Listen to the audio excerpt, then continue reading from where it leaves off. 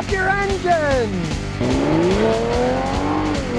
Well, you knew it was going to come to this. Mercedes-Benz has had to partner with Microsoft so they could get a virtual reality training situation where their own technicians are going to be able to fix the complex cars that they make. Realize that on some of these Mercedes, they have over 100 million lines of software running these stupid cars. Some of them have upwards of 95 separate computer modules on the car. Now you might ask, why? Well, because they're Germans and because they can. They make the cars, they can make them as complex as they want. But what's biting them in the rear end now is their own technicians can't even fix the cars that the customers bring in when they break. It's called Mercedes-Benz Virtual Support. And they had to partner with old Bill Gates and Microsoft to try to make a system where their mechanics will actually be able to fix the cars when you bring it in. It creates a remote workspace where technicians that they have that are supposedly Mercedes-Benz technicians can contact expert Mercedes-Benz technicians to help them fix the cars.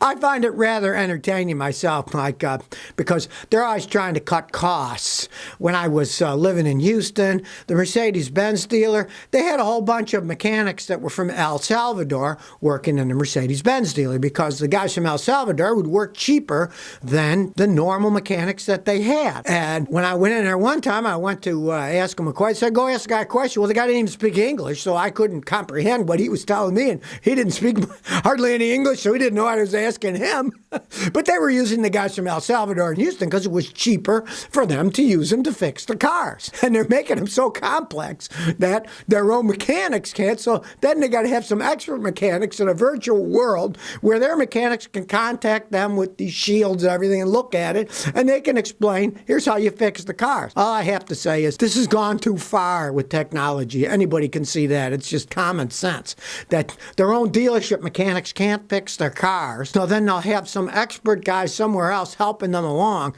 Well, imagine the backlog of that. All the dealers and the guys that they're not paying all that much trying to figure out how to fix these complex cars, overloading that system.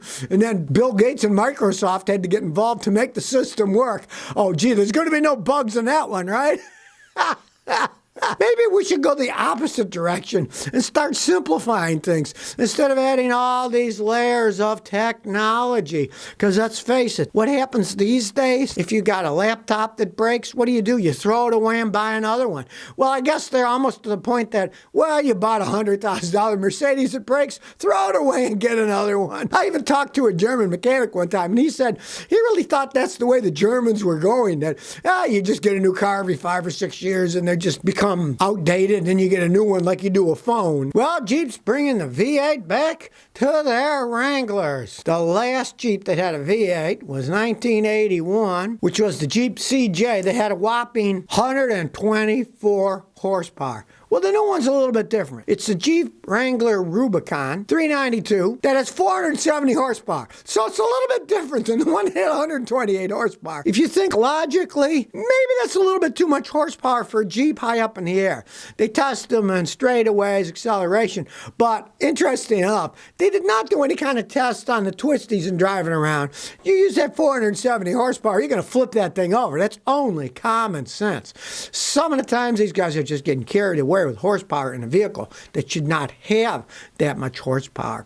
You take the Range Rovers, they even had to make a system when they put big V8s in them that had ram jacks on each corner. Left front, left rear, right rear. So when it started to tip over, the ram jack would push it in the opposite direction so it wouldn't tip over. And I don't know if Jeep's doing anything with these, but they ought to think about it. Now it does go 0 to 60 in 4.5 seconds, but you better make sure you're going in a straight line and not in the twisties. And of course, Fiat owns it, so Fiat Chrysler put out and said that, well, this is what our customers are demanding. Well, just because somebody demands something that's really fast, maybe it's not such a hot idea to actually build it.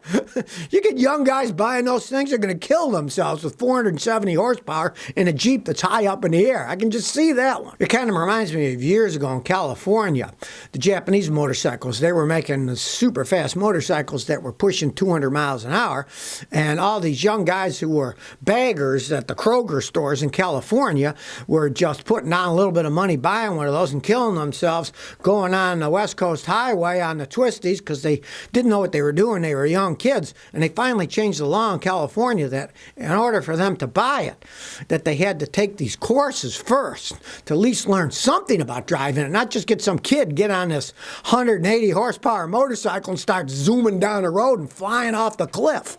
The companies didn't seem to care because, of course, they were bought on time, but they also had insurance, and if they were totaled, the insurance paid off, so they got the money regardless. Something like this. We have a little bit too much horsepower for a Jeep. That's got a lot of interesting technology. For example, the hood has a secondary air scoop to let air come in, so if you go through the mud and the other one gets clogged up, it can go through another one, so you can still go full power even though your vehicle is covered in mud. Now, of course, you don't want to go full power if you're in the mud, but once you get off the mud, I guess you don't have to clean the other stuff off, and it'll suck air in the hood so you can drive home fast. And it also has 470 pound-feet of torque, so the thing's going to be able to pull itself going through the mud. If you can control yourself, it could be a very good off-road vehicle. But you might get a little bit too much power and then flip it over on the side like you see in those YouTube videos. For the first time in almost 40 years, you can now get a real Jeepy Jeep that's got a V8 engine in it. Well, here's a car and COVID story back from my old hometown, Houston. Lamborghinis and Porsches were seized from men in Houston who had a COVID scheme. What they were doing was they were making fake claims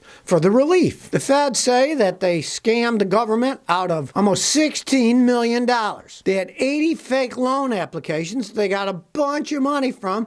They bought Porsches, Lamborghinis, houses, you name it, but they got caught. I guess it doesn't matter what kind of a fast car you buy if you're buying it with illegal money. Eventually, they're going to catch up to you one way or the other if you stay in the country. And one guy, as meetings at his own business, cashed 1,100 fake application checks worth more than $3 million. They wanted to live the high life. I mean, you'd think that people would have a little bit better idea if they're scamming the government to buy Porsches and Lamborghinis. They should have put it on offshore stuff or something. Have a little more common sense than that. But I guess they got carried away with themselves on this one and just thought, oh, what the heck, we'll just keep buying that stuff. Kind of reminds me of that story that 60 Minutes did years ago about the two women that did contracts with the Defense Department, and they got paid like thousands of dollars for a few nuts and bolts, and they decided, let's see how long we can do it. And they did it until they had millions and millions. Then, of course, they got caught and put in prison. Kind of amazes me that people don't think they're going to get caught, but realize that some of our government COVID response money went to these millionaires to become even more millionaires buying Porsches and Lamborghinis. Maybe they should just leave stuff well enough alone and not get involved in things like this, or have a little bit better checking in the system that, oh yeah, here's a bunch of checks. This guy's cashing them all here. Maybe a red flag should have come up a long time before there was $3 million worth of checks cashed at that place. All right, for you motorcyclists, very soon there's going to be collision avoidance systems you can get to put on your motorcycle. Just like in the cars, there's a company that's created them for motorcycles. The name of the company is called Ride Vision, and they're getting a system set up, and you can use it with your smartphone, that's going to help you avoid problems in a motorcycle, which of course is even more important than in a car. You get a fender bender in a car, it's a fender bender. There's no such thing as a fender bender on a motorcycle. You get hit going down the road, really bad things can happen. I know. I've been driving motorcycles since I was a kid. It even includes things like unsafe overtaking. If it judges there's not enough room for you to overtake, it'll tell you not to pass, warn you stuff ahead. And of course, it's custom made for motorcycles. You turn too hard in a car, it's going to warn you. Well, motorcycles can lean an awful lot. So it's got to take that in consideration. And for really professional drivers, you can customize it, they said, so that you can give bigger distances and faster times if you're driving at a faster speed that you can incorporate into the way you drive. And they say you can put it on any two-wheel drive vehicle. And of course, you can make videos and upload it here on YouTube. You can do all kinds of things with it. Now, the company's called Ride Vision, and they don't have them out for sale yet. But they say that soon, 2021, they will have these things called Ride Vision. I'm hoping, I read all about it. It looks fascinating. I'm hoping the company sends me it. I'll put it on my Triumph, see how it works. I wouldn't mind being safer driving around when you want to. If you want to be really crazy, you could just turn the whole thing off. off. Just like in your car, you can turn a lot of that stuff off. I mean, it's going to all be running off your phone anyway, so just turn your phone off if you're going to drive crazy. But hey, if you're worried about safety in a motorcycle, not a bad idea these guys at Ride Vision have come up with. Another bit of safety for motorcycles, which need as much as they can, because, you know, what was that old thing from Animal Farm? 2 legs bad, 4 legs good? Well, some people say that about riding. 2 tires bad, 4 tires good. It's a lot easier driving with 4, I'll tell you that. Any help possible would be a good thing with motorcycles. So if you never want to miss another one of my new car repair videos, remember to ring that bell.